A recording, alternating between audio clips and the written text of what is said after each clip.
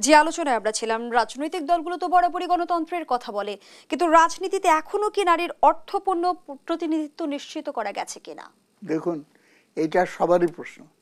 কথা তো ভালো ভালো বলে, কিন্তু যে যায় লঙ্কায় সেই হয় রাবণ। এটার রহস্যটা কি? রহস্য হলো এই জায়গায় বুঝতে হবে।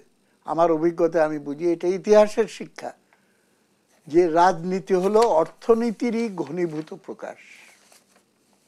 সুতরাং রাজনৈতিক শক্তি দুই রকম আছে।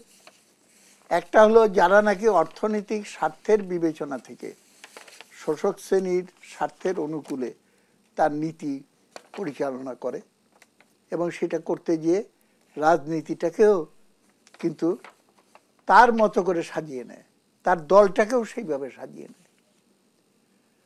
পার্লামেন্টে ইলেকশনে ক্যান্ডিডেট হতে হবে।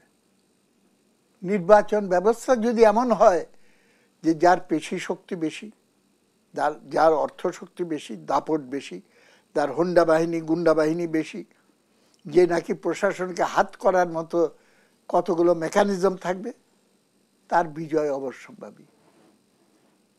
এবং নমিনেশন কোটি কোটি টাকা দিয়ে কেনা যায়, কারণ এটা একটা ব্যবসা। 10 কোটি টাকা ডোনেশন দিয়ে আপনি নমিনেশন কিনলেন, 1 বছরে 100 কোটি টাকা বানিয়ে নিলেন। তো রাজনীতিকে এইভাবে তো কলঙ্কিত এবং দূষিত, রুগ্ন করে ফেলা হয়েছে। এবং যদি এটা হয়, এই কালচারটা ডমিনেট করে, যেই দল ভালো থাকার ইচ্ছাও যদি থাকে, সে তো ভালো থাকতে পারবে না। সে তো দেখবে আমি নমিনেশন দিতে হলে তাকেই দিব যে উইনেবল, যার বিজয়ের সম্ভাবনা আছে। তা একজন নারীর তো জেতা সম্ভব না, আনলেস এক্সেপশনাল কয়েকজনের ক্ষেত্রে ছাড়া। সাধারণভাবে তুমি অন্য, ওর জন্য একটা ব্যবস্থা করা হয়েছিল, ওইটাকে বলা হতো যে পার্লামেন্টে অলংকার হিসেবে 30 জন ছিল, পরে 50 জন করা হলো।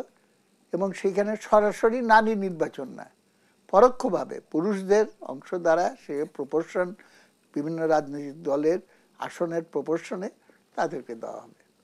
অজস্র উদাহরণ দেওয়া যাবে।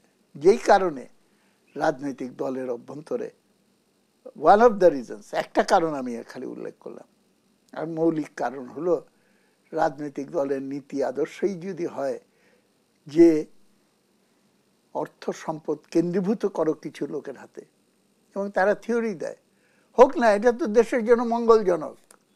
এইটা এক সময় 1000 কোটি টাকা, গত সরকারের আমলে 28 লক্ষ কোটি টাকা লুটপাট হয়েছে সরকারি কমিশনের হিসাব অনুযায়ী।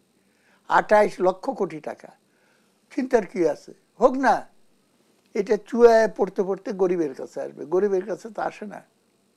এই তো দেখলাম, আমরা চোখের সামনে দেখছি, এটা চলে গেছে সুইজারল্যান্ড, চলে গেছে ইংল্যান্ড, আমেরিকা, মালয়েশিয়া, সুইজারল্যান্ড, এবং সেইখানে বাড়ি ঘর ইমারত এবং ঐশ্বর্য সাজিয়ে তারা কিভাবে একটা বৈভবের জীবন কাট